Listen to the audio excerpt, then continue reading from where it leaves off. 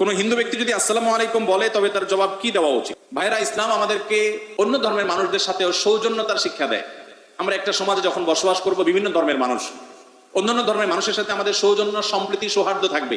আল্লাহ তাআলা কোরআনে বলেছেন, যে সমস্ত ভিন্ন ধর্মের মানুষেরা, অন্যান্য ধর্মের মানুষেরা যারা মুসলমান না, তারা যদি তোমাদের উপরে যুদ্ধ চাপিয়ে না দেয়, তোমাদের দেশ থেকে বের করে না দেয়, সহাবস্থান করে, তাহলে সেক্ষেত্রে তাদের প্রতি ন্যায়নিষ্ঠ আচরণ করতে আল্লাহ নিষেধ তো করেনি না, বরং ন্যায়নিষ্ঠ আচরণকারীকে আল্লাহ ভালোবাসে। তাহলে তাদের সাথে ন্যায়নিষ্ঠ আচরণ করতে হবে। এখন সে আপনার সাথে কথা বলেছে, আপনি পাল্টা জবাব দিবেন। সে আপনার সাথে সুন্দর আচরণ করছে, আপনি অবশ্যই সুন্দর আচরণ করবেন।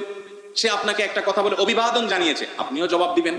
কিন্তু আসসালামু আলাইকুম ওয়া রাহমাতুল্লাহি ওয়া বারাকাতুহু, প্রথম কথা হলো যে সালাম এটা আল্লাহ তাআলার গুণবাচক নাম। যে আল্লাহর প্রতি বিশ্বাস করে না, গুণবাচক নামে বিশ্বাস করা তো অনেক পরের কথা, ঠিক না বেঠিক? অতএব তিনি যদি আপনাকে আসসালামু আলাইকুম ওয়া রাহমাতুল্লাহ বলেন, আপনি সৌজন্যতার খাতিরে অবশ্যই জবাব বলবেন ওয়া আলাইকুম। কি বলবেন?